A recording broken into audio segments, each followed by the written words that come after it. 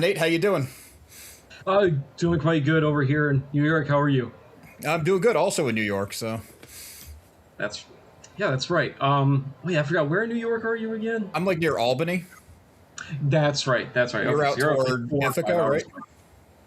right? Yeah, way north of Ithaca though. I'm over in Rochester. Oh, in So I'm Rochester. like, Okay. Yeah, so I'm probably pretty about much, three and a half hours.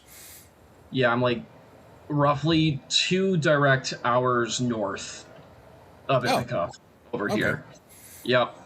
I've been down there quite a few times too. It's nice. I've actually wanted to use like some of the Ithaca College campus before as like a bit of Star Warsy environment. Some of it would work. Or Cornell, I think it is actually one of those. I don't know.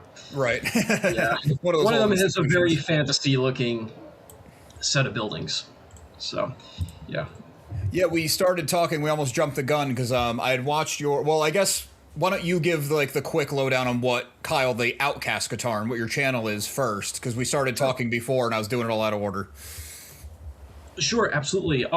Yeah. So basically, our channel over here is we do fan films, mostly Star Wars stuff, but we will be cranking out some other sci-fi action thriller stuff of our completely own IP and everything as well. We also do Saber videos like Saber review and stuff like that. We've got a cluster of them coming in from a few sources over the course of the next few weeks. And also, we'll do some lore talks and stuff like that. I still have yet to put up my final review of the Maul Shadow Lord show. I've been so behind, but like that last project, the one that you watched, is the one that I had to dedicate. Gosh, 3 p.m. or 4 p.m. till about midnight every night, just about of May, to get that done, and I was very gung ho. But Yeah, it's I just believe it. For people who don't know, you're doing a like a webisode or episodic series based on the kind of Dark Forces timeline with like EU, Luke Skywalker, Kyle Katarn, and I know I watched a few of your older ones, but just today I watched your newest one because I wanted to be as fresh as possible. And like it's legit. Like your production value is huge. I don't know where you shot it. But it was a great location or multiple locations, but it looked yeah. very in universe. Yeah. So it's a huge collab with Mike Starwalker, and like firstly, I'm just gonna say he is like so dedicated to bringing us the Luke that I'd say at least 80% of the fan base wanted, roughly, and were robbed of with The Last Jedi and Rise of Skywalker. Granted, we know that him being older, he wouldn't be all jumping around doing crazy flips anymore, but maybe great feats of the Force that wouldn't kill him just from, like, say, projecting himself. Because that was so lame. Like, come on. Yeah, and hiding off like a coward. That's just not who Luke is. Even in the old material and in Lucas's original treatment, Luke didn't go off hermit mode as a quitter. He went out of retirement. And that's one of the arguments that some love to throw around. Oh, well, he pansied off in there too. It's like, no, he retired. He was old, and it was in good hands, and he knew it was in good hands. Passing the torch first. Yep, exactly. In fact, if I recall correctly, he passed the torch right to Kyle, and Kyle begrudgingly accepted it. He didn't want to be a new Grand Master, and I think he only kept it for like 1 or 2 years, and then was like, "No, someone else take it. This is not me." But he had the established like, there was a new Jedi Order. Yeah. And it was they had their huge challenges. Luke had his flaws. No one was. That's the other thing, is no one. The other arguments that pop up is they're always saying that those of us EU fans wanted this perfect angelic Luke who does nothing wrong and never has a challenge. He just fixes everything like that. No, that's not what happened. That's also not interesting. No, not at all. No. And what we've got plotted out, we're doing some pretty similar growth arcs for him. I mean, we're seeing him basically at the level of roughly Revenge of the Sith Anakin in the episodes that we're onto right now. Maybe just a year or two earlier than that, really. Something like that. He's somewhere right around there. Clone Wars Anakin is probably is probably the safest way to state where our Luke is at. But Mike is so dedicated to bringing him in, and we're dedicated on the writing side to also bringing in some more fun with Luke's personality, having some good fun banter between the characters that contributes to their growth, their developments, their dynamics. And Yeah, and I also, liked your Kyle Katarn also. oh, thank you, much appreciated. But yeah, we're really working to it's a reimagined version of the expanded universe where we're trying to make it more compatible with the prequels. Have a marry the best elements of those two versions of the timeline, which are not as incompatible as a lot of people say. But Yeah, there are the issues. EU, because I know a lot of people wanted, like, oh, why didn't Disney just make the EU into movies? And it's like, well, you would have had to put some polish on it. Like, you would have had to iron out the wrinkles and things like that for sure. I mean, I do see their point, but we don't have to go down Yeah, that it's whole rabbit true. hole. Yeah, no matter how good the creators were, no matter what, there would have had to be anywhere from a 10 to 25% shift of some things Yeah. around. Even if they were to really be like, we're going to honor this, we're going to honor the heart of it all the way. But the skin and bones to it, some of that's going to have to be altered here because a lot of that stuff was written before the prequels were taken into account, and that's what happened. And overall, that still means the heart of pretty much all of those stories can be fully maintained. It's just the fine details and stuff, like like changes like what one of our changes that we did, that we were like, if the Cobra Kai creators or someone who knows how to honor legacy were to take it and make some changes, one of those that would make sense would be maybe Kyle sometimes uses a saber staff because it complements his ferocity, and also well, there's a few other plot elements that we have yet to reveal, but Okay. how those will factor in.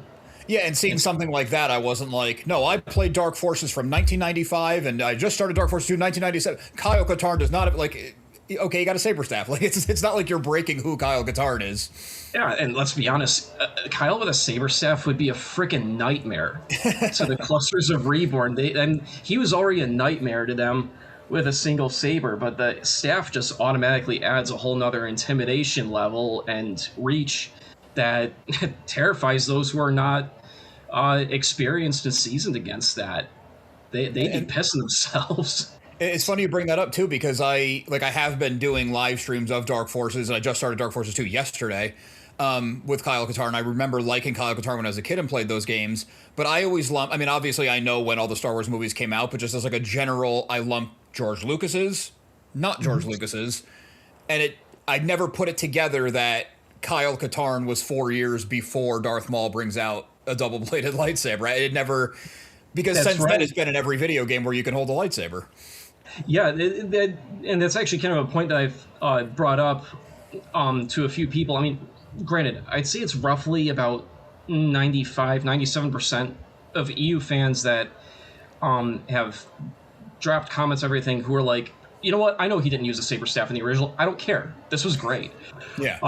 And it makes sense. But for the few, every now and then, that take small, usually it's just a very small issue. They're like, he didn't, but, I mean, it's not bad, but it's just, Yeah. I never pictured him that. And I'm just like, well, I mean, here's the thing. He became a battle master, and the prerequisite for that was he had to learn every form. And when he was first written, the saber staff form was not a form that writers knew about, that they were going to have to start writing for. So you have to factor that in and realize, okay, so he would have had to at some point build at least some proficiency enough to teach it and set students up to excel in it. He didn't necessarily have to become an absolute master of it. And our Kyle, he's not quite a master of it himself right now either.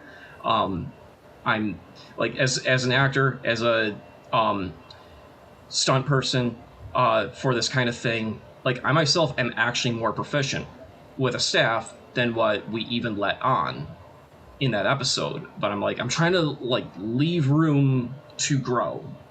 because we Right. The don't first want time he this picks it up, it character. can't be the best of it. That's right, and it's going to show. It is definitely. It already did in that fight. There's several deliberate opportunities in there that he had that he could have made a kill strike. He could have flowed right into one, and he didn't because he's still getting used to it. And That was actually one thing whenever I watch like a really, I mean, not just fan films, but Star Wars anything, and there's lightsaber combat.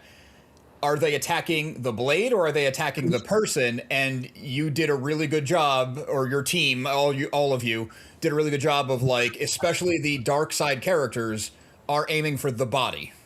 yes, yep, yeah, we're like, if we're roasting the hell out of the sequels for and the acolyte for all these all this targeting of the blades, we're like, we're not falling into that either. And honestly, it helps the choreography all the more anyways. It's a natural. I don't understand the whole thing where they're getting caught up in targeting blades. It makes no sense to me. Why do they bother doing that when all you gotta do is pick out a body part and go for it, whether it's an injury or a kill. That injury is going to enable you to kill them one or two strikes later if you land it. So just go for the hits. Well, they're thinking flash. Yeah, and make it, the secondary objective that if your hit doesn't land but they block it, that you use the opportunity, you put enough in some strikes to knock their blade out of their control just long enough to create an opening. Mm-hmm. That is it. And that's what, as Kyle, I did, especially with like the X block that the one guy did. I opened that up, but instead of going for a kill strike, I spun my saber around me, guarding myself, not knowing for sure if the other guy was coming at me while I did a force push. I could have killed the guy. I could have just killed the guy. And it probably would have still worked out even if the other guy was coming at Kyle. But this is Kyle getting used to this, and also never having fought more than one person at a time before. That's also the more Jedi approach, that it's for defense, not necessarily for attack. I mean, the Jedi will kill when it comes down to it, but that's not their primary objective. Right. Except for, you got your unconventionals like Kyle. And quite a few others who, in the EU, one thing that I've understood, Kyle and I think Coron Horn and one or two others were very much on that more offensive style, much like Anakin. Well, that's what's cool about the New Jedi Order, is it left room to have those conversations about, like, they're all on the same side, they're all good guys, they just have different approaches to it, which is one thing. With the movies going forward, I hope they allow that to be explored, where it's not just like right back, like the new Jedi Order has to be the same as the old. I hope they let room for those conversations. Yeah. The whole thing with Luke with his order. I mean, he encouraged some exploration. He encouraged not being so afraid of certain powers and methods that were frowned upon by the previous order, because it was like, some of these powers, like force choking, for example, even though they can be and typically are powered by anger and hate, they actually don't have to be. Mm-hmm. They're not actually dependent on those emotions. They can be used on a strictly tactical basis. And that's what he did in Return of the Jedi. It shocks me how many people forget he did that. Yeah, the first thing we see him do when he declares himself a Jedi Knight is choke two Gamorrean guards to death. Exactly. Yep. It's funny, but it's like, that's where Anakin started. But Luke showed you can do that without falling. Mm-hmm. Yeah. I'm actually right now, like, before we started recording, working on a video about, like, the tiered force powers, not tiered as, like, how powerful they are, but, like, how common people know them. And a lot of the video is also pointing out that it's intent behind everything. Yeah. Like if you push somebody with the goal of like, I'm going to push this guy so hard to this brick wall, I'm going to cripple him and I'm going to laugh at him. That's a very evil thing to do. If I'm going to push this guy to get him away from somebody who's trying to mug them, that's a very good thing to do. But the action's the same. Yep. Yep. Yep. Action versus the heart behind it. Yep. But I didn't mean to, but I kind of cut you off before you were talking about your long editing hours. I just wanted people to have a context of what. Oh you were yeah, editing. that's right. We were on that. Yeah. Yeah. I just wanted people to have like an idea of what you were. I mean, they should go watch your episode. I'll link to it in the description. But it has. I mean, it's. I don't think there's many scenes without a VFX shot, or at least added to it. I mean, you have ships flying overhead, ships landing, tons of lightsabers. Yeah, it was. Yeah, it's true. Roughly, if I had to ballpark guess, about 90% of the shots throughout the entire short have some kind of VFX work applied to them. So you're going to go over to Mike's channel. Okay, so now I think you can see the screen over here with Skywalker Rising Dawn running here. So I'm going to skip ahead here. Where's oh yeah, this location? So this is on the part of the, not the actual Riverwalk, but it's like attached to it. It's like further up, so we're not actually at the river at this point. But it's so cool. Yeah, as we progressed, this area, this section here, I think is technically where it becomes part of the Riverwalk. But yeah, it was very giant temple-ish here. And yeah, notice, I mean, like this beforehand, we had her just practicing flailing around the saber, like she's just practicing her form. But then I, as you know, added in the training remote droids. Yeah, you have 3 remotes in there. Final version. So yeah, and this, yeah, nice like the color light, like you got the like the atmosphere on them. Yeah, yeah, yeah, I was amazed at just how much better this works. Just, you know, of all softwares, it was the latest update in After Effects that rolled out like I think 1 or 2 weeks before the release of this video. And I was like, oh frick, we actually, After Effects just gave us like an actual good native 3D support now, finally, after all these years of having to use Element 3D. And does that do the light balancing on it too, or you added that in? I had to do both, but like it had part of it was already integrated in there, and then I just had to throw in actually just a color corrector, really. Oh, cool. To finish the job of forcing the tone a little bit more, because I was able to do the environment mapping from the footage itself, so that way, you know, you get that bit of light bounce on the details of the droids where they're shiniest and everything. Yeah, it sells it a lot more. Yeah. Yeah, like it's coming right up here, but yeah, right here is. Yeah, right there where you get the one on her right closer, it's much lighter than the other ones. Yeah, and you see all that? Cool. It's a light bounce all over them. It's like wow. Yeah. I was not sure we were gonna get that good of a result, but it worked, and it took me a matter of now let's see, it's one day basically. Even with work going on, squeezing this in, it just really came out great. And then I got to polish up the effects on the space scene right here, get the planet, or the actual Yavin planet a lot more detailed than it originally was in the previous version, get the halo effect onto the Yavin 4 moon that we are on, and then further way improve the edges of us from the blue screen work actually that we did here, courtesy of both blue screening in DaVinci Resolve and then Roto Brush, or now Object Matte in After Effects, which is so much better. And then, oh yeah, and of course the ship landing, that was a entirely new clip here. So that was a combination of utilizing. I had first done some very heavy photoshopping of the environment with picture with, you know, the Yavin temple and everything, and, you know, the planet up there in the horizon, the grass. It was this huge image file, like roughly 8K tall, by 5K wide, give or take. Yeah, you must have a crazy computer to do all this. Yes. My computer bogs down when I try to like rotoscope just myself. Yeah.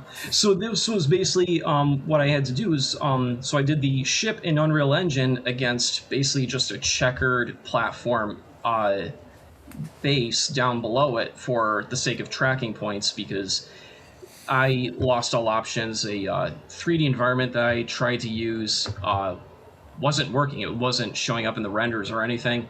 I got help from a few people who knew Unreal Engine. Even they couldn't get it to work. And I was at the end of the line with it. I was like, F it. I'm just going to try something. So I threw it into an AI thing and told it, keep the ship intact as it keep its original motion intact, keep its original details intact, replace the environment with this. And so it gave me actually several very usable takes on that. And it worked out really good, and that's the one that I chose. Yeah, it was good. Yeah, so that's our first 3D AI hybrid, or 3D Photoshop AI hybrid.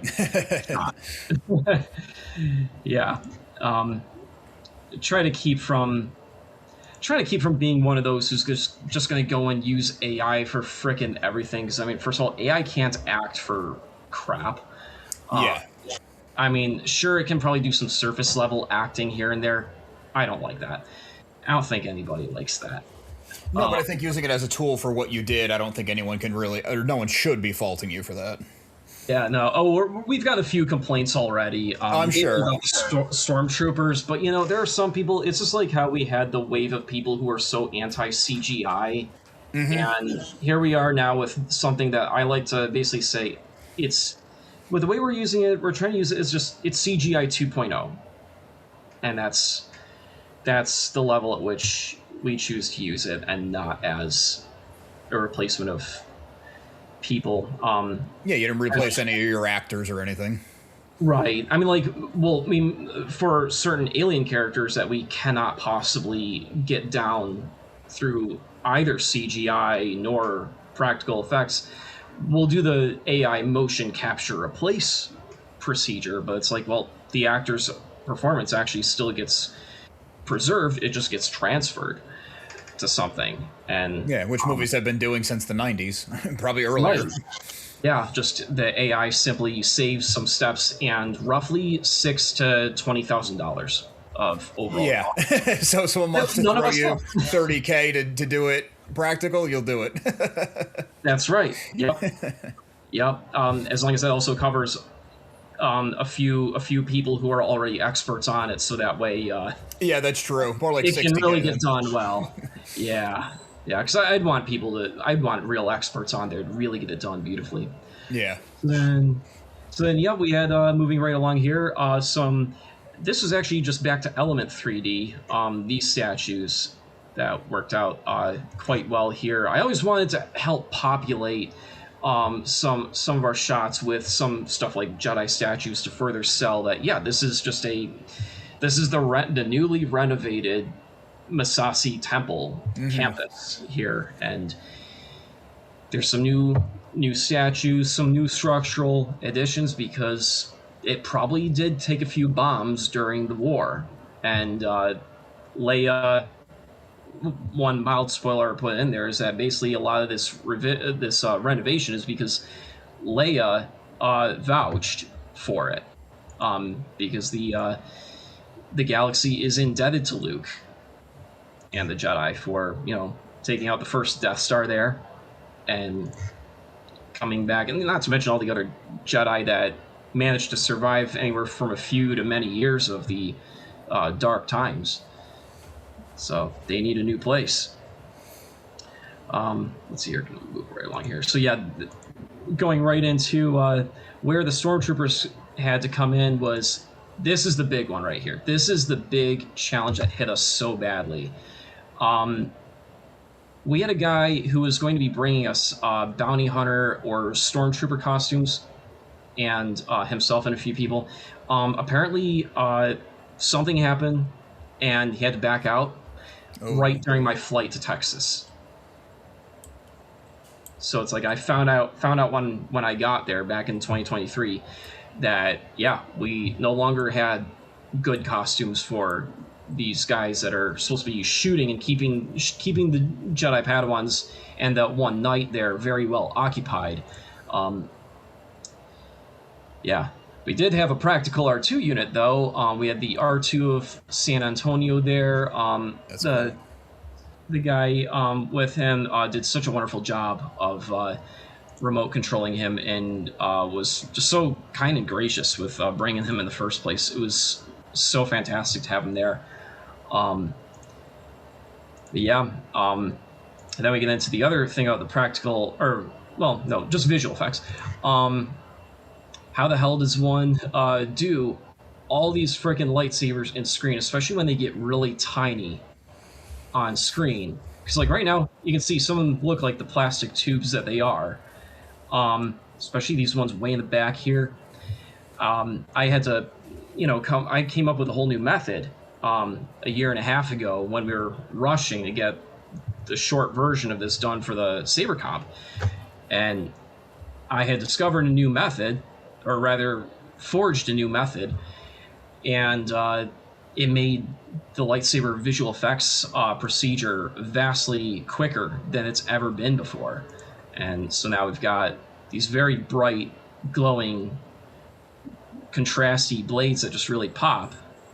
Yeah, I was noticing that too, that they're either the best lightsaber ever sold on the market as far as like the evenness of the glow on the blade, or you did some serious rotoscoping. And then you have a tutorial on your channel on how to do it, so if people are curious, you can check that out. I watched that immediately after I watched this, and I'm like, oh, that's amazing. Yeah.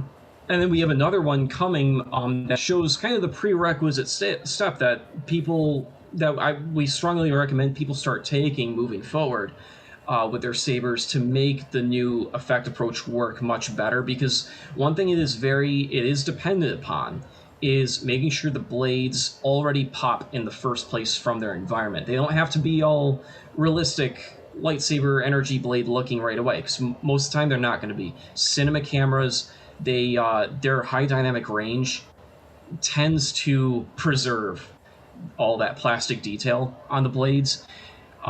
That's kind of that's the one issue that comes out of using a higher dynamic range cinema camera. Is the overall image looks fantastic and gives you incredible grading flexibility, but damn it all, those blades look like plastic all over again. Put work into them in post. It's a trade-off. And honestly, though, I'm just glad that we found a way to make the blade effects about, again, 7 to 12 times faster than they have been in the past. Arguably up to 20 times, I would say, now that the effect that we use is continuing to get better and smarter and less. It needs fewer and fewer corrections now. And that was we actually used a whiteboard in that window thing, or not really windows, this empty slab of rock here for this, and bringing in the effects here. Lots of roto work here too. Yeah, and then Jedi statue right on over here. Yeah, I mean the lighting it's there. It's really cool. Yeah. And then, so this one was another, obviously live action, 3D, and AI hybrid shot. Since this, the Yavin everything was basically photoshopped in first, because basically it was really the AI that could actually properly bake in the statue and the planet here, keeping the tracking in mind, whereas when I tried it manually, and I wasted a lot of hours on this, I kept on having all these glitches with the trees and the planet here, and then the statue actually moving around and jittering, and it was nuts. It drove me nuts. but yeah, there you go. But hey, that don't worry, people. This is still Mike Starwalker for real. And a real environment overall. So yeah, it's just so hard to add effects into a tracking shot. Yeah, especially when you've got all these objects with tons of see-through areas, like all the see-through areas between leaves and tree branches and crap. Right, all the little things that When done right, you don't even notice it. But if done wrong, you're like, hey, what happened to the planet? Yeah, yeah, and it was my goal to make sure every shot that showed the sky would show the red Yavin planet up there. I was like, we have to sell this completely. And then we get into this environment here, which, you know, the original, we had all this red railing crap that I was like, ugh. Other than or black railing, and also the offices and crap over here. As you can see, this is what it originally looked like. And so I had to Photoshop the living crap out of a frame and then start tracking on basically these content-aware fills. I had to manually track that on, blur the crap out of it. Oh, jeez, yeah. And, oh my gosh. And half of the tracking was actually completely manual, too. There were quite a number of these shots that absolutely could not be automatically tracked. It was massive. I had to, by hand, before the rotobrush became the object mat and could intelligently pick out, oh, this is an actor, right? Want me to select the whole thing for the whole guy for you? You had to go by hand, and you had to use the refine brush tool on them by hand. It was a nightmare. Yeah, and the glowing blade and a moving cloak, and like you're not even doing like an easy pick. No, it was oh man, it took so much, and then adding the fog all over all of it. That was basically the icing on the cake. I felt that fog was something that really just added a whole new look and feel to this place. Give it the idea that this is like one of their mystical kind of training areas here in Luke's new Jedi Praxium. That's kind of what I wanted to sell. Granted, we didn't get to actually provide that establishment of context, but maybe when we roll out episode 1 or 2 or 3, because this is number 4. If you're wondering, yes, in charge of release order Yoda was. Again, it's possible we will be able to provide that particular context, that clarification in there. And then, yeah, this was a new set of shots right here, right 1 week before release. The whole thing with arriving to these and fighting these troopers. So it's an entirely different location? Really. Yep, so this is up here in western New York, right in Rochester. This abandoned canal lock. Yeah, it blended nice because you have the stonework, so you see the stonework there, and then here you just assume it's the same thing. Exactly, yeah. Because, yeah, this is right back to San Antonio right here. Oh, yeah, it was nice finally getting the Force Drain effect onto her. You know, nice little callback, and purposefully so, to, you know, back in Jedi Outcast Academy. Of course, we had to fit in a Stormtrooper with the Wilhelm scream there. And here is Mike just doing his absolutely masterful choreography work. His work at 2v1ing is just always sick to see and film it in person. Yeah, I like that scene where he was just walking through and just cutting them down.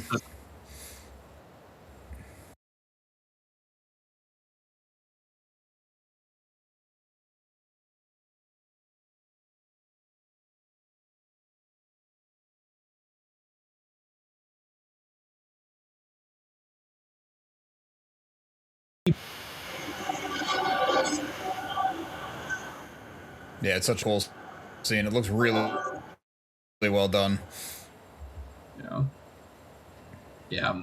I mean, just at first I didn't want to add a comedic moment right there because it is such a epic kill spree for Luke right there, but at the same time I was like, you know what, it just does make it, in my opinion, more awesome for Luke that we have some guy who just tells him you will die and then just get killed by him immediately. Because that's where Luke should be here. This is roughly 7 or 8 years after Endor.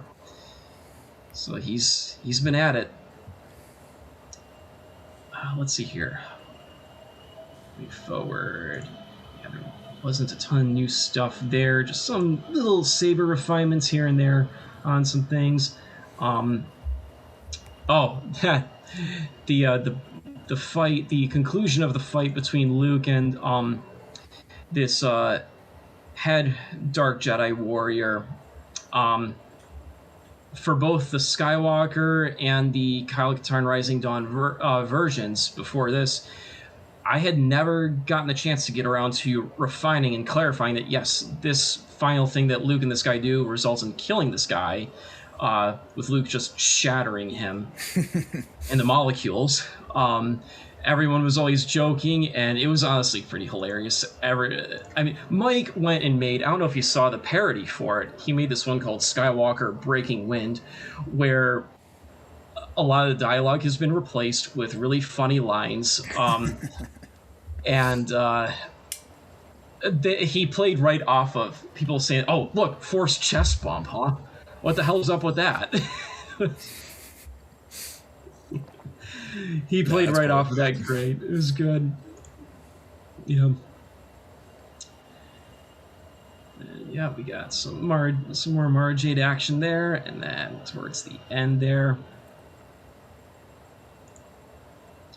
But yeah, I know that we this is a deviation, obviously, from the original source material about how when exactly did Mara get trained in the Force and sabering and all that. Which obviously wasn't till after she met Luke and he brought her over to his side and everything. But our timeline is definitely obviously a bit different. There's definitely some different things in play here. But again, more meant to be a bit more compatible with the prequel trilogy. And you do still end it with like the kind of basis of their relationship where he's like, no, she just needs more time. Yep. Yeah, the Skywalker Breaking Wind one. Oh my gosh, the new dialogue in that. I should probably show you a few clips of that real quick because that was just friggin' funny. But yeah, there's definitely some core differences in both her origin and Kyle's origin here. I mean, like, I'd say roughly 85% of his origin is the same, but there is a 15% deviation here. A little bit of that is eluded by this little part here. Yeah, I don't know if the audio is actually coming through clear enough that people are going to be able to hear it. I don't think so. It's coming through a little choppy for me. Okay, good to know. Yeah, I'm not sure why. It should be fine, but... Yeah, but if it is coming in choppy, chances are the recording is not quite getting it. Oh, and then here's some Unreal Engine and a bit of AI work there. Because, yeah, we we did not have the ability, we did not have the... Okay, so Unreal Engine, pure Unreal Engine work here on the exteriors of the ship. And then the interior here, originally done up in Unreal Engine with our live actor for Jarek. However, we did not have any Imperial costumes, so we just had to grab a few 3D models off of Renderosity, I believe it was, and import them, pose them, and then have AI just go ahead and make them move. But that was about it. Other than that, it's still lots of the Unreal Engine work with AI just pitching in the little finishing touches there with the guys moving, especially with having two levels of them. Some of them down low here and up high on another floor. We had no possible location to utilize to make something like that work in real life. Yeah, that makes sense. Yeah. Very cool. Yeah. And you submitted a section of that to the Saber, was it Saber Force or Sabercomp? Yeah, Sabercomp. Yeah, so the 5-minute Kyle Katarn Rising Dawn section, and then the year before that was the Skywalker Rising Dawn. Mike actually has two versions of that. So he has the 6-minute cut that was for Sabercomp, and then the 9-minute May 4th edition later in 2024. And Skywalker Rising Dawn. The award we got there was for best choreography, which that's all Mike right there. Him and his team just doing such stellar choreography work. And then we ended up also getting that award for the Kyle Katarn version the next year, as well as best production design and best overall. So just straight up full winning entry with that one. And yeah, that definitely made our day. That definitely made our day. I'm sure, yeah. Very cool. Yeah, I mean, you could see why it took so much editing. Like like you showed, you just scrubbed through pretty much the whole thing. Every single shot is VFX, and there's even stuff in there like ships flying overhead or some rock comes down, Luke catches it and crumbles it. Like, you didn't show all that stuff fully, but like there's a lot more than just lightsabers. It's very cool. Yeah, those rocks, those were through Element 3D. I bet they would have rendered quicker and easier for me had Adobe just cranked out that new 3D support a few months prior. But I am very happy with how that. Yeah, it looks great. Yeah, and it's nice to like. It is kind of frustrating sometimes when you do something so painstakingly and then like a month later the software comes out where like I could have done it in half the time. But it's nice to kind of cut your teeth on the crappier version, because then when the good version's there, you're that much more proficient on getting what you want. Yep. Absolutely. Yeah. Yeah, and we got two very good, capable devices at our disposal here between my laptop and my desktop for handling these. So sometimes I would be having like one machine running some kind of process on this while the other I'm working away manually again. That makes sense to render all that 3D. Yeah, you probably just like leave your desktop rendering overnight, get up the next morning, how to do. Yeah, for the the rock sequence and a few of the others, those took I think roughly a half hour to an hour to render, like the whole whopping. That's not bad. 5 to 10 seconds that they were. Everything else, so the stuff that was in Unreal Engine took a matter of seconds to maybe 1 or 2 minutes each. That's how good these machines that we have are. Yeah, you must have a supercomputer. Yeah, it's I mean, granted, even though the graphics cards are both like now 2 generations behind, they were the top of the time. Right. So that was core right there. We had the RTX 3090 on the desktop machine over here, and then on the laptop here an RTX 3080 Ti, which is 75% as powerful as that 3090. 75% as many cores and as much RAM, or video RAM. They're very good neck and neck machines. I am hoping those sometime in the next year or so finally jump up. I like to try to skip 1, preferably 2 generations. Oh yeah, otherwise you're just upgrading every year. And oh yeah, like who's got time and money for that? Right. Yeah, especially. Yeah, even doing my simpler edits, at times my machine is like, oh man, this thing sounds like a rocket. It's going to take off. I got to really upgrade at some point.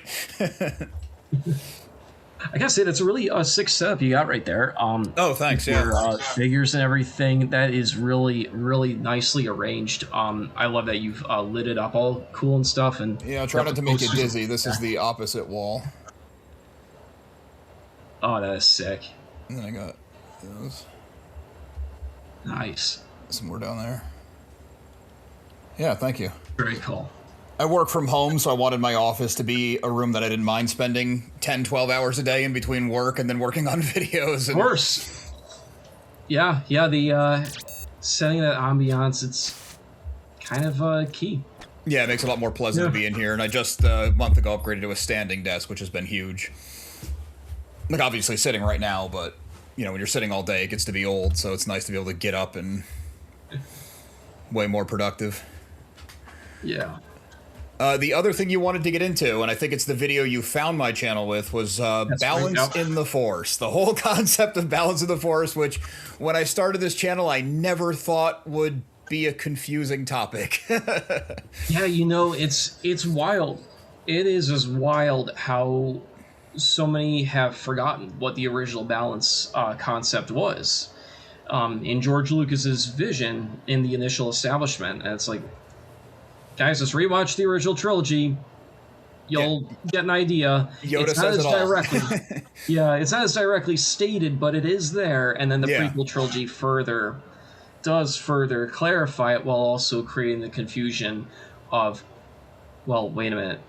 He's the chosen one who's supposed to bring balance to the Force, but he turned to the dark side. What does that mean? Well, it's basically that the will of the Force got derailed. Yeah, he got corrupted. That's the whole thing of the dark side. It's corrupting. That's right. And so, the whole idea there is that, Luke, the way I've seen it and the way I've assumed everyone would see it, that George Lucas established it as, is that basically Luke and Leia were effectively the Force's insurance policy. Yeah, Freddie Prinze, it's a Freddie Prinze, Kanan Jarrus's voice actor. That's Freddie Prinze Jr., right? I think so. I don't know why I'm blanking on that, but I'm pretty sure it was him, so I'll just go with it. Anyway, he did an interview where he was talking to George Lucas about balance in the Force and this and that, and it's exactly what we just said, like, balance is the light side, the dark side's of corruption. Anakin is the chosen one, all those things stay true. But Anakin was created by the Force as a direct response to Palpatine's huge rise in dark side. So it was the dark side getting way out of proportion. The Force answers in kind with a very powerful being.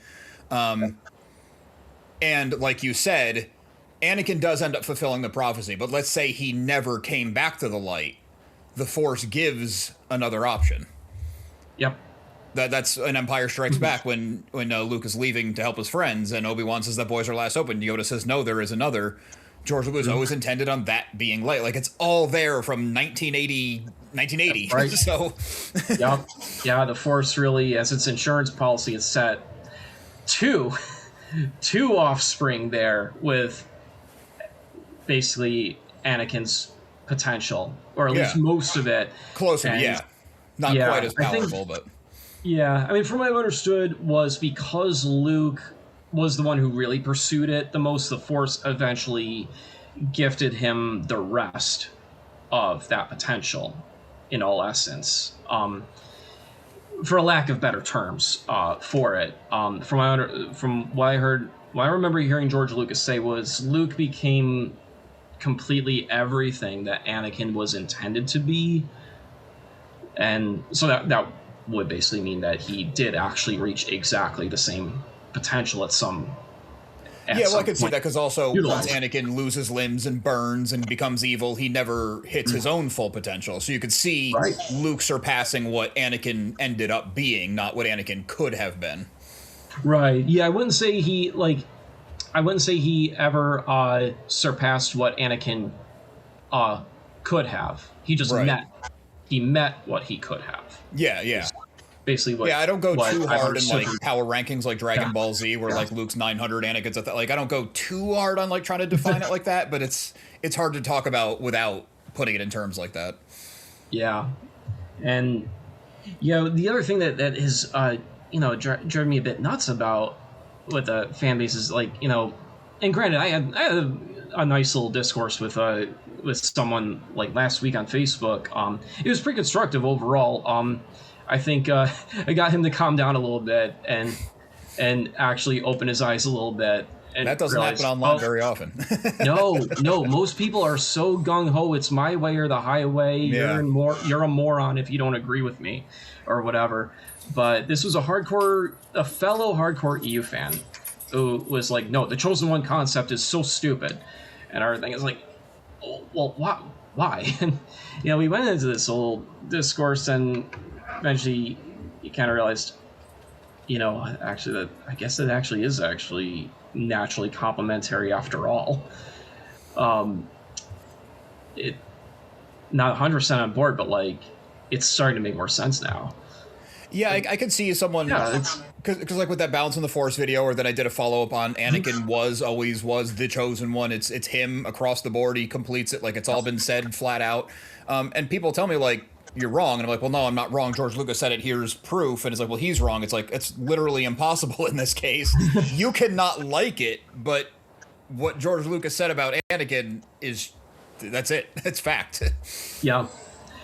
And I think that, part of it, I think that confuses some, especially when we're trying to figure out, well, how can that be compatible with the EU? And it's like, well, it kind of goes this way. Luke basically now he's not officially the chosen one here. He is the direct descendant who is the most dedicated to learning the ways of the Force to the max and sharing it and everything. He basically becomes so powerful that as these new adversaries start coming from the outer rim, and you start wondering, well, what was the balance of the Force like? What was it, 5 minutes long or something like that? Because suddenly there's all these other Darksiders. Like, this doesn't make sense. But here's the thing to consider is all that time that Anakin was on the dark side as Vader, that is time that could have been spent, and I would argue was absolutely the will of the Force. He was supposed to actually venture out or lure them in and kill a good number of them, these Darksiders out in the Outer Rim, but also convert a fair portion of them too. That was what he was supposed to do. He never got around to it. So now that could be, or at the very least, if Anakin kills Palpatine and doesn't turn in Episode 3, and the prophecy is fulfilled right then and there in, like, what would that be, like 19 BBY? By the time you get 7 years after Return of the Jedi, when Luke's facing all these new dark side threats, you've had generations of peace. Yeah. Because there's no such thing as eliminating evil. Like, that would be great, but there's always going to be something. Right. And, the balance was that, the light is clearly dominant over the dark. Dark exists. It's always going to exist. Right. But it's when dark has great power. Yes, it's when it starts to get disproportionate and overtake and overcorrupt and spread. Right. So he's not talking about balance like on a teeter-totter. He's talking about balance as in peace. Overall, predominantly, peace is what we have. Right. That's what he meant by balance. Yeah, the example I always like to give is, like, Luke's not in balance if for every life he saves he kills somebody. That's psychotic. Luke's in balance when he's a healthy, prosperous person who's helping other people. Yep. Someone, one of the commenters, which I think is a really good analogy, is not like, your body's in balance when it's healthy. It's not in balance when half of your cells are cancerous. Yeah. That's awful. You're dead. You're screwed. You are screwed. Yeah. At that point. So I do think people get hung up on the word balance with only one definition, but if you look up the definition of balance, it equates to the appropriate amount of each element. It's not 50% dark, 50% light. It could be 90% light, 10% dark, just because you can't get rid of it. Exactly. Yeah. Exactly. Yep. Yeah, it's an interesting thing because I just wanted to talk lore and, like, background characters that go deep in the EU or theorize about what could happen for episode 10, 11, 12 or whatever. And now I'm just, like, constantly beating the drum of, like, what balance in the Force is, what the Chosen One is. Force powers aren't superpowers. Yep. And then, that also kind of leads into, the whole thing with Mortis. And that is interesting, and I can also see why that, and especially Bendu, confuse some people. But sorry, go ahead. Yeah, Bendu, I myself am still a little iffy about. Like, it's a cool concept. I'm going to give it. That was a cool and interesting character. But I'm not entirely sure I'm truly on board with that. I think I am more on the side of the EU fans that feel that ultimately is not quite as compatible. I'm going to have to dig in more before I can fully conclude, but right now that's where my leaning mildly is. But nonetheless, it's still an very interesting character. That arc with him, his encounter with Thrawn, was cool. That was really cool. For a while, I thought Bendu was just like the Mortis gods, where he was basically an avatar of the Force. But on my recent, just wrapped up yesterday, rewatch of Rebels, I think he's more an actual mortal being that got very, very powerful in the Force and made up his own mind that I am in the middle, even though, according to George Lucas's rules, that's impossible. And I think through him, because he helps Kanan find balance in himself again. He gets Kanan back to the light side. He gets Kanan seeing, even though he's blind. He gets Kanan as a better Jedi master to Ezra.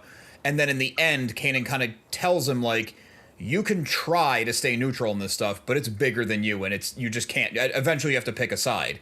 And he does, and he wrecks Thrawn's fleet, and then Thrawn kills him. So I'm even still undecided on Bendu. Yeah, I mean, Bendu, I think you're right about him being like a mortal being that acquired so much power. And, basically from his point of view is lingering somewhere in the middle.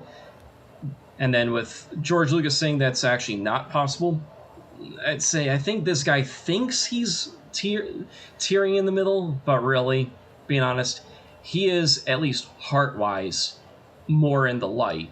Yes. But maybe method-wise, in dealing with opposition, he resorts to some things that are considered by some to be dark. But again, or even neutral, because it kind of just seemed like he was doing nothing. Where he was at that time, it does seem like he was just trying to sit around and stay out of everything. Yeah, maybe just meditating for years at a time or something. Oh yeah, hibernating for centuries. Yeah, that's the impression I've been under. Is like he's been hibernating for hundreds. He was kind of waiting, and you could say it's the will of the Force. He was kind of waiting until he was needed, and then he finds this Jedi questioning his own abilities, questioning his own legitimacy, losing his eyes, like he's questioning everything at the time, and then Bendu's the one who brings him back, which I would argue is more in the light because he helps this guy find personal balance. But you were going on. You started on the Mortis gods. Yeah. So the whole thing with Mortis.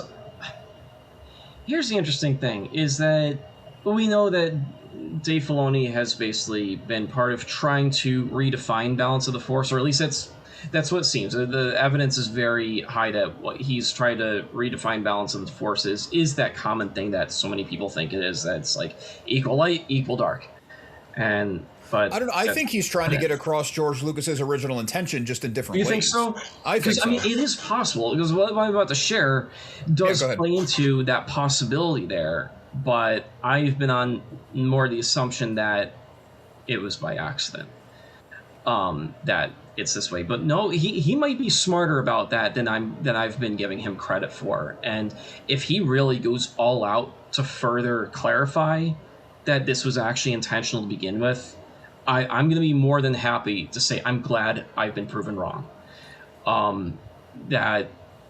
So basically, you have I'm going to go back to screen share here, pull this up here just for visual, just so we can have some fun visual here while we go over this.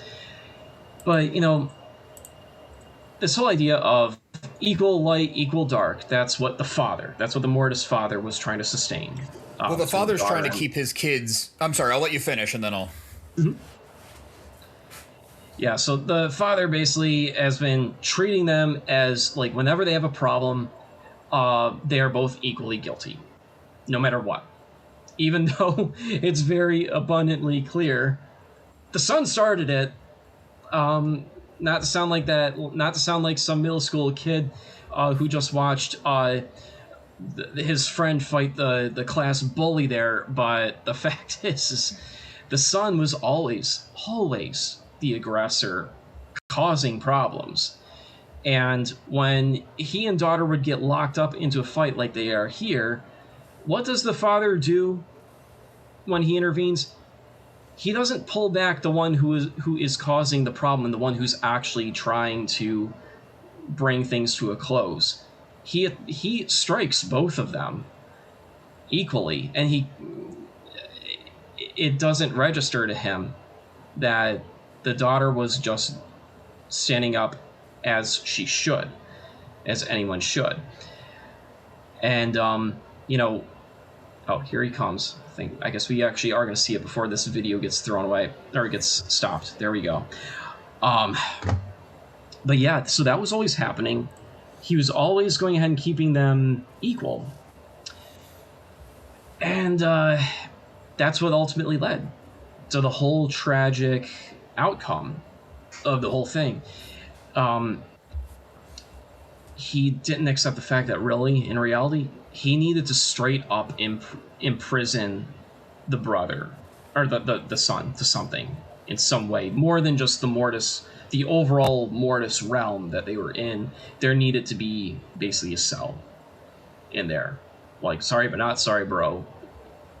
You needed to be jailed for eternity because he was the one who, yeah, the father said they are both perfect. They would both be capable of destroying the very fabric of the universe.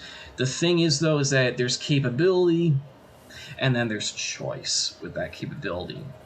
Set both of them out into the galaxy. The sun is the only one you would have to worry about shattering the fabric of the universe. The daughter is the only one who would. Exactly. The daughter could, but would not. But would never. Exactly. She would do quite the opposite. She would do everything she can to strengthen the fabric of the universe with more peace, more wisdom. And the thing is, the father also had that wisdom. He just also had a delusion. Well, I think the father's role, his entire existence, is keeping them in check, keeping the son in check. Because the son is like further corrupted and gets more powerful through time. And I kind of read it as they're eternal, and it's a cycle. The son gets too big, goes out of control. Sometimes he breaks out. Sometimes he's limited. Sometimes the daughter can keep him down. In this case with Anakin, because Anakin's the chosen one, which they actually confirm in this arc, the father has to sacrifice himself to keep the son there and allow the son to be killed by Anakin to reset the whole cycle. That's how I read it. Gotcha. Yeah, I mean, that is ultimately how it had to go. Like, the son had to be stopped. He was the only one out of the three that needed to be stopped from doing anything. Right. The daughter never needed to, but the issue again is that the father still treated the daughter half the time like she too needed to be stopped, like she was feeding the fire when really she was actually trying to mediate things. And of course she ended up having to fight for herself, because I mean, you can't fault anyone for defending themselves once they start getting attacked.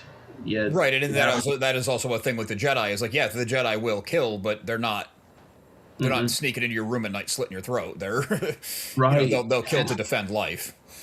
Yeah, and the thing about the daughter was, it was pretty abundantly clear that no matter what she did do in their fights, she was never at any point trying to kill the son.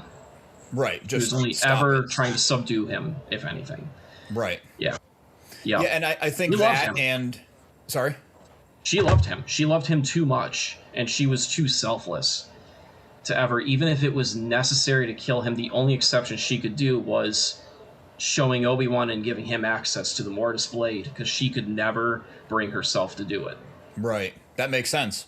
And her being so selfless puts her life essence into Ahsoka, because I don't think I'm alone in this theory, but I think they're like replacing the Mortis gods, or like the universe is replacing the Mortis gods, where Ahsoka's the daughter, because Morai, which was like another avatar of the daughter, ever since Ahsoka died, was following around, then led Ezra to her in the World Between Worlds. And I think that's the reason why she could be saved from the World Between Worlds, because it's not exactly time travel, but it kind of feels like it a little bit. So I would think that Anakin is poised to be the father, because he's been the greatest of the Jedi and the greatest of the Sith, basically. Yep. The son, I don't know. My leading theory is it's Maul, because he's not quite a Sith, so he's not indoctrinated, but also just the Easter egg that Sam Witwer voiced is both Maul and the son. Yeah, that certainly is possible, especially since they are apparently looking at retconning Maul's death somehow for the Ahsoka show. I don't think they're truly retconning it. I think what they are doing is a night magic zombie resurrection of him, and it could be. I hope not, but maybe they are somehow going to fully restore him after that. I don't know, but I don't know. to me, the Ahsoka show, honestly, for me, ranked at a 5 out of 10. Oh, I really liked it. I felt like the premise is great, the execution not so much. But the only thing that really let me down was it's your introduction to live action zombie stormtroopers, and we got like the lamest fight scene in any live action Star Wars anything. Yeah, we had that. A lot of the fight scenes were way too low energy, too stiff. And then I thought leading up to there they were good. Just that one really let me down because like that's where you're cutting limbs off and stuff because they're zombies. Who cares? You can cut them up. It's not barbaric. Right. Yeah. But I mean, like, you know, yeah. So the fights, I hope season 2 overall pace in the. Yeah, I too hope that season 2 is a huge improvement. I'm just hoping it gets real weird. I want them to go like deep on Mortis, explain it, bring in Abeloth, show it all. See, I'm not so sure I would consider that weird. I would consider that just simply way more mystical and deep. That's what I mean by weird. Like, go high fantasy, go into the magic of it all. Like it doesn't need to be grounded at all. Just go for it. Yeah, yeah. I mean, yeah. I'm hesitant to be optimistic for that because the way that. I mean, we're working with people in there who have limited the artists from fulfilling their visions. Some of these people who limit them over there in Disney they're the ones who said basically, what was it, that if we were to use the word holocron instead of Wayfinder in Rise of Skywalker, half or more of the entire audience would leave the theaters real quick, and that would stop tons of other people from coming. And they based that theory on absolutely no quantitative evidence at all. Yeah, I mean, they sell holocrons at Disney World.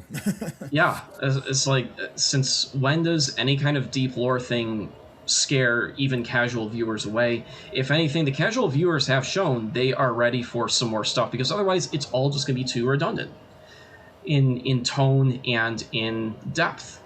You cannot, you're not going to win more people over and get them to graduate from casual fan to dedicated fan if you don't go deeper. And I'm optimistic that they're course correcting that ship. It's a big ship, so it takes a long time to turn. I think they've learned a lot of lessons, and now we have Dave Filoni coming into a big position where he can oversee. Because maybe he shouldn't be writing every script, but him overseeing the overall story, I think is a good move. And I also think it's a good move to take that job that's very difficult and to split it to 2 people. So one person's on the business side, he's on the more creative side. And then you have guys like Pablo Hidalgo in there who can really keep to the lore and everything, which I think is a good move. Mm-hmm. I'm optimistic. Yeah, and then, Sam Witwer being, from what I found out, he really was the actual brain behind Maul Shadowlord. Yeah, he was very involved as a producer, which is great.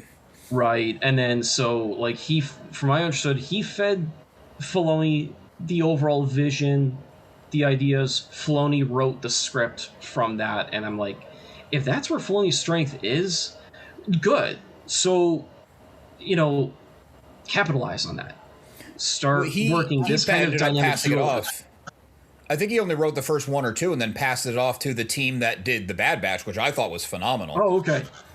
That works too. I mean, whatever it works to get, someone who is who has a really strong master vision for a particular work, have them be the one that steers the wheel, and then, the passengers in the vehicle go ahead and they start writing on those, typing away on those laptops and everything, and get those details in there according to that master vision, and there you go. I think the clear vision is the big key, because look at Andor. Tony Gilroy even came in. He wasn't the biggest Star Wars fan. He said he didn't care about lore. He makes this phenomenal show, and then they probably handed it to someone like Pablo Hidalgo and said, oh, mention the Rakata Empire, mention this little bit thing here, and that way us long-term fans are like, holy crap, they're doing it, they're bringing all this stuff in, but you're still just getting this amazing political espionage thriller. Yeah, it seems that they really, they're finally, I think, getting at least some of the best minds distributed to the right spots, at least for I think they're learning to trust their people. Yeah, the only deviation from that active deviation from that right now, a recent one, Mando and Grogu. Like I haven't even seen it yet, but it looks to me like it's one of those movies that's fun, but lost opportunity on a lot of things. I don't think it's going to be. I'm not going to be going into it thinking, oh, it's going to be some lousy piece of crap movie, or anything like that. Because I mean, I know Jon Favreau. He puts his heart into these things. It just sucks. It sucks so badly to hear that he had written the entirety of season 4, and then they told him, "Yeah, you gotta scrap that. We can't have all this deep lore stuff. Make a movie, just 2.5 hours or something like that, and just do that. Keep it simple." And it's like, bro had a master vision, and he just shot it. And I agree with you that is disappointing. I'd love to see those episodes get made. Without spoiling it, I will say Mandalorian and Grogu, it is a ton of fun. It's a great movie. There's nothing about it that I'm like, I wish they didn't do this, but it is very safe. Right. Because it had to speak to a casual audience who had never seen an episode of the show, which I get. I think from a business point of view, genius move. It's safe. You're getting people back to theaters. Casual fans can enjoy it, and you're going to sell a ton of merchandise. But for long-term fans, I would have liked to see... I compare it to Serenity. Did you watch Firefly and Serenity? I have not. Okay, it was very short-lived. I think only 6 episodes aired. They made 8 or something like that. Then they made a movie to tie it up. But basically, it was a series that went into a movie, and the movie you could go and see without having seen the series. But if you saw the series, it paid off so many things. And I think that's like the best example of what that could be, where I had a really good time with The Mandalorian, and you see the character, and you see Grogu's progression, and the time he studied under Luke. Like I'm not giving anything away; it's in the trailer. So you see all these great elements, but at the end of the movie, if they make a Mandalorian season 4, you probably don't need to see it to get to there. And I'm like, you got to give some kind of progression. That's my only nitpick with it, but. I would say it's like an 8 out of 10, though. I had a great time with it. There's nothing about it that sucks. There's nothing that's wrong in it. Right. That's what I've heard a lot, is that like it was safe, it didn't suck, it was fun, but unfortunately it just didn't progress things. And I'm like, I could have seen a good compromise here where maybe if you start with this movie, you replace the rest of the season with several more movies that have everything that season had, so that way this first movie could have basically gotten the casual viewers. It could have been a new episode things. Right, it could have been their new episode 1 for those that aren't going to bother going on to Disney Plus. And that's actually a really good idea that you had, because season 3 ends at a very like restart place where he's like establishing a new life. He's got his kid now, so you could have easily had this movie been one of a trilogy, or even one of a pair. Not everything has to be a trilogy, but yeah, that could have been a really good way to serve the casual and the dedicated audience, where you're starting a new Mandalorian chapter. So if people want the prequels, they already exist. It's not really a prequel; they're there, and then you can move on. That would have been genius. That's a good move. Yeah, and it would have been good money. That would have actually been probably their best money making move yet. With that, along with, in my opinion, now that we've had another sub team prove themselves with Maul Shadow Lord, make Maul Shadow Lord season 2 a movie trilogy or something like that. I mean, that would be wild if they did that. Or do what they did with or do it what the other studios did with like The Chosen, where they, the show about Jesus. Everything is, you take the show, 8 or 9 episodes, you release them first in theaters in chunks, like this date it's episodes 1 through 3, another date 4 through 6, and the final one 7 and 8, and there you go, all set. Or in this case, we've got 10 episodes in Maul. So, because like I'm on that bandwagon that, you know what, Sam Witwer and Filoni, they made me so damn happy with Maul Shadow Lord that even though I've now already seen it in full, you can bet your ass I would go to the theater to re-experience it there. I would absolutely do that, and I know I'm not the only one. Yeah, I think the problem with that is all these companies are so desperate with getting subscribers to their streamers, Because as far as I know, Netflix is the only one that's like truly profitable just because they've been around for so long. But they're all having a hard time, and I think that's part of the problem. And I think that's also part of the problem with the Mandalorian and Grogu movie release is even though it was a good, fun summer movie, because it's just a good, fun sci-fi fantasy space adventure, people know it's going to be on Disney Plus in 2-3 months. So are you going to go and spend $20, $25 a ticket, $20 on concessions? If you have 2 kids, you're in it for $150 to go see a movie. Or are you going to wait 3 months and watch it for your $8.99 a month payment or whatever it is now? Well, I think that given the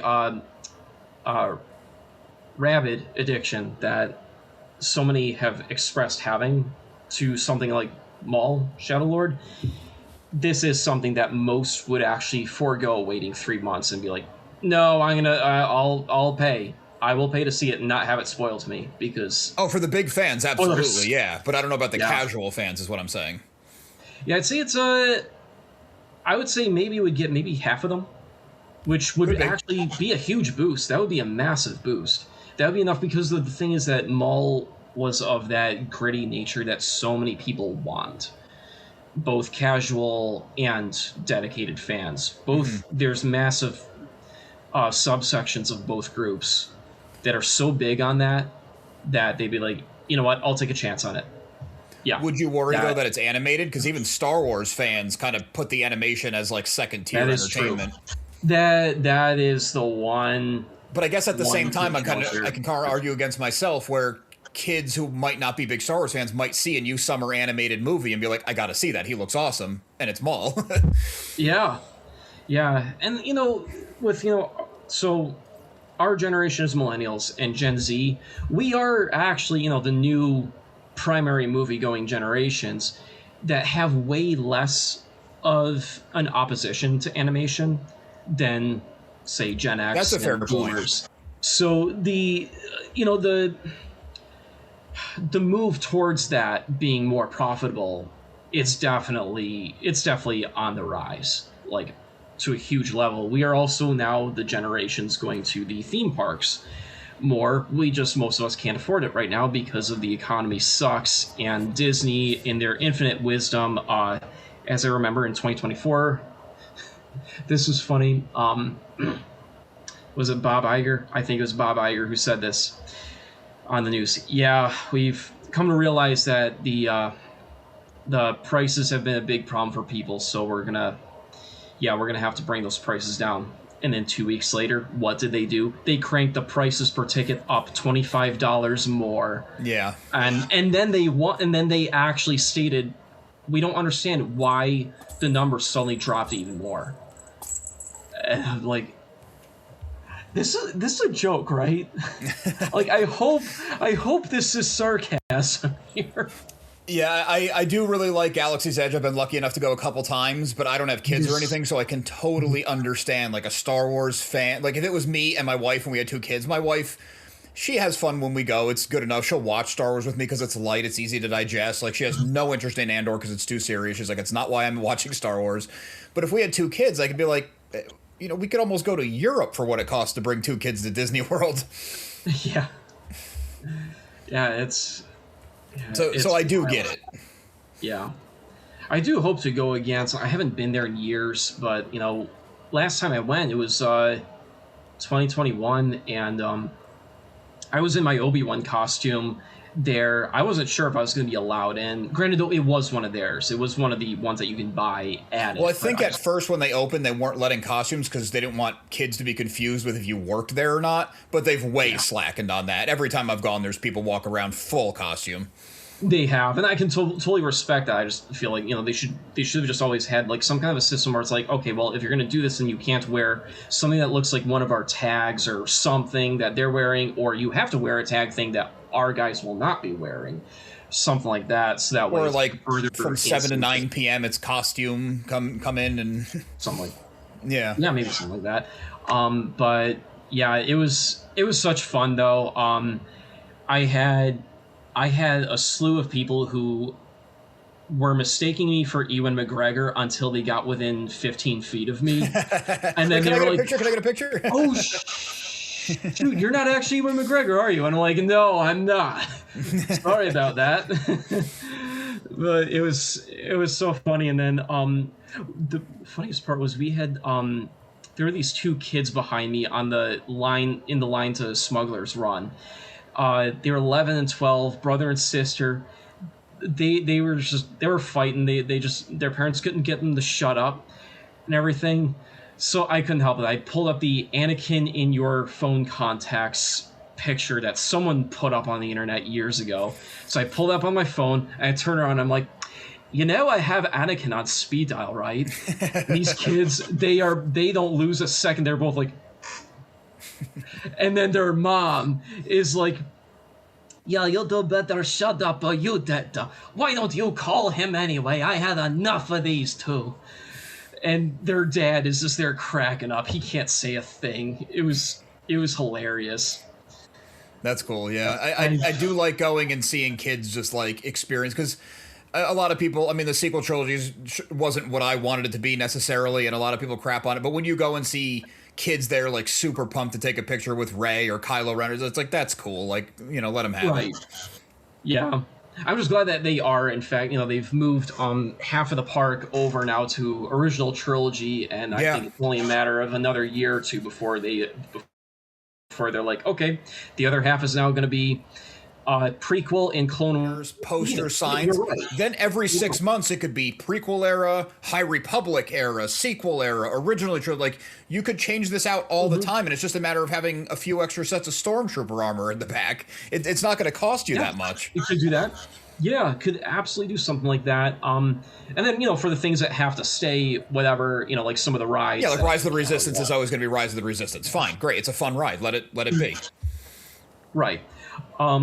Which I never even got to experience that because it's always booked the moment it opens. It's like ridiculous. Yeah, the first time was bad. We waited like 2.5 hours in line, but I'm like, we have to do it because I don't know if we're going to be able to come back. And then we got lucky enough to go back 2 years later, and we just did Galaxy's Edge, because the first time we did all of Disney, and then the next day we did like 3 days Disney and then Universal. Like, it was crazy.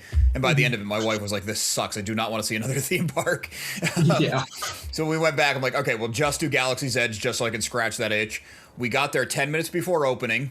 We walked through the thing, Rise of Resistance. We were the second row or the second run of the ride. Walked over to Smuggler's Run, 20-minute wait, hit that, had lunch, went back to the hotel, took a nap, went back at night when it was all lit up, took some pictures, done, out. Like, no problems. Nice. So that's the move. Get there a little bit before opening, knock it out first thing in the morning, and you're good to go. Yeah. Do you know, because, like, again, I haven't been there since 2021, and back then I didn't even have a lightsaber. Like, I actually got one while I was there. But moving forward, like, I'm done with the Hasbro brand lightsabers. I've been done with those for years, because I'm like, they're honestly awful quality by comparison to, the TXQ and LGTs that are, sold by, Theory Sabers, Cantina Sabers, Aegis Sabers, Art Sabers, Neo, whatever. Any of them. Everyone. It's like those, all of those you can't go wrong with.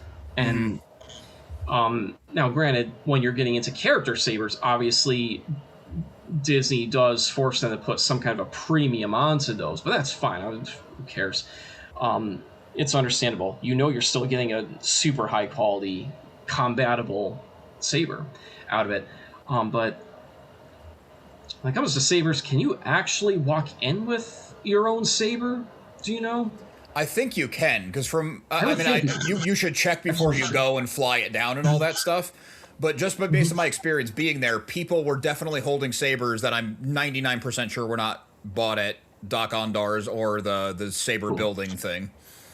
Cool. Like, they just looked too custom. The costumes they were in were definitely not Disney off the shelf costumes, like homemade stuff. And you're right. That's right. Like some of the other Instagrammers and YouTubers that I've been watching, that's right. Come to think of it, those sabers, like some of their Theory Sabers that they do their ads for, those are right in Galaxy's Edge. Yeah, so, I'm pretty sure they're really lax on you just walking. And as long as that's, like, if you make content for your channel, make sure you say you are not affiliated, because they will. Yeah, they'll get angry. Oh yeah, of course. Yeah. Although one policy I have no respect for at all was the whole like you can't be taking pictures with guests. It's like that's just a freaking mutual thing between fellow human beings. If they want to Yeah, take maybe pictures they're with saying each you other, can't charge for it, but if someone's like, "Hey, that's a cool Yeah. costume. Can I get a picture?" That's not their business. It's a public Yeah. place. Yeah. At that point, I just be like, well, you know what? Just quickly get to know each other's names and act like, well, we already knew each other. We came and met. Yeah, I don't. I would be shocked if anyone ever gave you a hard time for taking a picture. People are taking Yeah. pictures of everything. Yeah. I have a big problem with control freaks. That's Yeah, and I get they're protecting their IP, like to a degree. I understand it and stuff like that. You know, I did like a vlog when we went, Right. and I just put at the bottom like not affiliated with Disney. I went there on my own dime and all that. And if they never said anything to me. I mean, I'm not huge or anything, but right. Yeah. Yeah. Like I definitely get protecting, but it also you one can does take it have too to far. wonder, Like if you show there's- up in a costume and someone's like, "Hey, cool costume, can I take a picture?" Yeah, I haven't done any cons as my YouTube channel yet, but Rebel Scum Con actually reached out to me this year, which was really cool. We couldn't make it. where's My that wife one? and I already. That's in San Antonio, actually. Oh, is it Rebels? Yeah. Con. I think that's this right is where our Mark- second or third year, but from what people told me is like this is like what early celebrations were. It's amazing. Everything I've heard is that it's amazing. Okay, so August 7th through 9th. Okay. I may just re-plan doing an extra long stay in San Antonio then, because right now, tentatively, my initial plan for this summer, well, our original plan was late July or early August. I, along with a few guys, were going to be there to work with Mike on the next load of scenes for the episodes. Oh yeah, just push it a week and Yeah, just stay an extra week, and there we go. So, I mean, I'll be able to do that for sure. But yeah, do that. Stay an extra week and do the Rebel Scum. That'll be freaking. I've heard it's amazing. I'm hoping to go next year.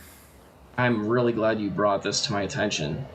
Yeah. All right, well, Nate, thanks for coming on, talking Star Wars with me. We'll definitely be doing it again soon. But before we go, why don't you plug all your things, tell people where they can watch episode 4, your socials, all that. Oh yeah, absolutely. Thanks for having me on here. It was definitely a real pleasure. Feel like we covered some really cool and fun ground here. Yeah. And yeah, so just to familiarize everyone with our channel. So go back to the screen share here. Do I click on it or it doesn't seem like? Okay. Oh. All right. So here There we go. is. So here is my team's channel right here. So of course we got our teaser running up top here, and yep, our latest. We don't have a whole ton of long videos, but we do have quite a bunch of shorts. We have a playlist right here, which has our current fan films in chronological order. Again, because Yoda was in charge of release order of the Dark Forces series, we have a 3-episode gap right in between this one and the Skywalker Darkness Stirring right here, which is, you'll notice these are actually right here. These two are from Mike Skywalker's channel. I would definitely pay his channel a big visit. Huge on the choreography. And then, so he's doing more on the choreography stuff. We show our choreography practices on ours in our shorts. But then also on the production side of things, we go through a lot of our visual effects stuff. We have one video up now. We have another one pending. We are just awaiting one more step with it before it can go up. But yeah, we are going to be rolling out more tutorials on how to do a lot of the visual effects stuff that we do. And more about the story, the different things that we've done with the timeline over on our end, our version of the timeline overall, how we're trying to stitch things from the prequels and EU into a more cohesive thread. So Very cool. Yeah. I that's where we're definitely at. urge people to at least go and watch your latest episode, because even if they watched the whole beginning part and they kind of saw bits and pieces of it, like watch it in real time with the real audio and everything, because it's very legit. Like, you did a really good job. Thanks. Yeah, yeah, if you have watch it on your TVs, definitely watch it on your smart TVs. That's a good point too. Don't whatever. just watch it on your phone. Pull it up on something real. Yeah, yeah, for sure. Yeah, very cool. Well, some of the stuff got me on a big screen. yeah, And it's in 8K. It's actually in 8K. So, you know. Yeah, that upload must have taken a while.